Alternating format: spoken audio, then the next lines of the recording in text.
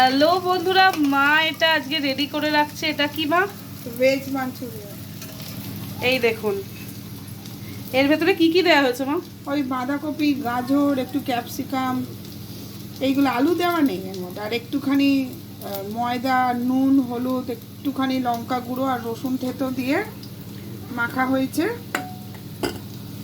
ব্যাটারটা হ্যাঁ, শুকনো শুকনো ব্যাটার। শুকনো শুকনো হবে, টাল করবেন, এরকম শুকনো হবে। করা যায়। তারপরে এরকম গোল গোল করে একটু গোল্ডেন ব্রাউন করে ভাজতে হবে। মানে এটা মাঞ্চুরিয়ান রেস্টুরেন্ট স্টাইল, তাই তো? একদম একদম।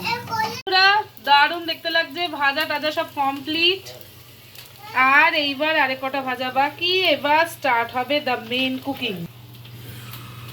একটু আমার পছন্দের, খুবই ভালো খেতে লাগে।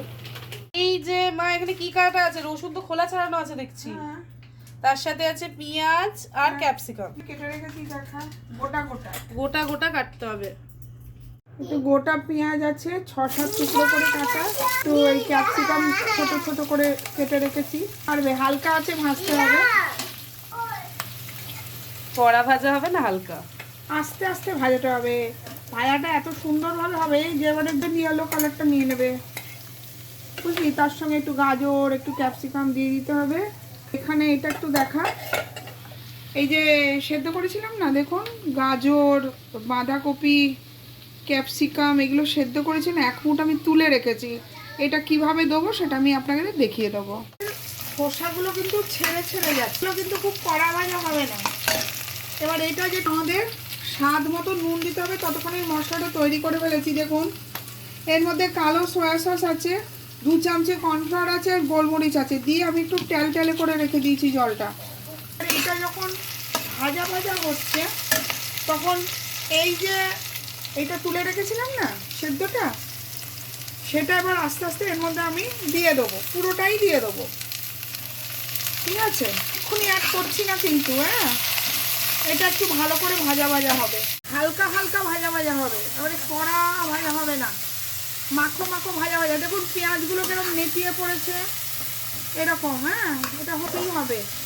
রসুনগুলোকে এই যে নিয়ে হাঁসি দিয়ে খালি চিপবেন।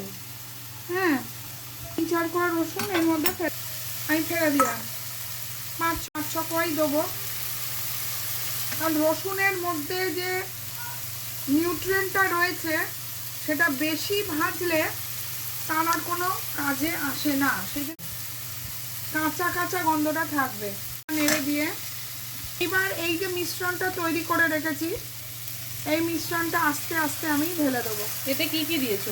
কর্নফ্লাওয়ার বলে রেখেছি, কর্নফ্লাওয়ার, তোর ওই কি বলে গোলমরিচ, সয়া সস আর সয়া সস। হ্যাঁ, কালার আসেনি, এবার আপনার কালার আনতে হবে সয়া সসের। সেই জন্য দাঁড়া ডিবেটে, এবার কালার আসবার জন্য আমি একটু একটু করে সয়া সস অ্যাড করছি। আপনারা 2 চামচে 2.5 চামচে সয়া সস দেবেন, ভালো কোম্পানির নেবেন। হ্যাঁ, আমি কিটার নিয়েছি, আমি মনে হয় ডার্ক সয়া সস চিংসের নিয়েছি, আপনার ড্রুকেরও নিতে পারেন। নিয়ে এটা এবার দেখুন কালারটা আস্তে আস্তে আসছে, দেখছেন? যেহেতু কর্নফ্লাওয়ার দিয়েছি, এই কর্নফ্লাওয়ারের জন্য থোকো থোকো আবার আমাকে একটুখানি অল্প আছে দিয়ে দেবো, কিন্তু একদম অল্প আছে ফুটছে কিন্তু এটা। হ্যাঁ, কিছু কাঁচা রসুন ফেলে দেবো ওর মধ্যে। আপনারা বাজারে কেনা মাঞ্চুরিয়ান মশলাও দিতে পারেন, আমি দিইনি। ঠিক আছে, আমি যতটা পাচ্ছি ন্যাচারালভাবে করার চেষ্টা করছি অ্যাকচুয়ালি। এবার দেখুন 1 বাটি জল আমি ফেলে দিলাম। ঠিক আছে, গ্যাসটা একদম কমিয়ে দিলাম, নাড়াচাড়া করে এবার হাই করে দিলাম। ঠিক আছে, উঠছে। এবার গ্যাসটা একটু কমিয়ে এই যে এটা আছে এটা দিয়ে দিয়ে গ্যাসটা আমি বন্ধ করে দিচ্ছি। এবার আসল ইনগ্রেডিয়েন্টস হচ্ছে এই কাঁচা লঙ্কা। আমি কেটে চিড়ে দিচ্ছি না, কারণ আমার বাড়িতে একটা বাচ্চা আছে, ফট করে খেতে চায়, যার যেরকম লাগবে লঙ্কা খেয়ে নেবে, বুঝলেন? এই দিয়ে ঢাকা চাপা দিয়ে রাখবেন, কারণ এটা ভেজিটেবলসের তো, এটা এবার ঢাকা দিয়ে রেখে দিতে হবে। ওই 10 মিনিট মতন ঢাকা দিয়ে রাখবেন। এবার ঢাকাটা খুলছি, হয়ে গেছে আমাদের ভেজ মাঞ্চুরিয়ান, খুব সুন্দর দেখতে লাগছে। এবার আমি ঢালবো, এবার ঢালছি। দেখুন কতটা লাগছে খেতে, খুব সুন্দর দেখতে লাগছে।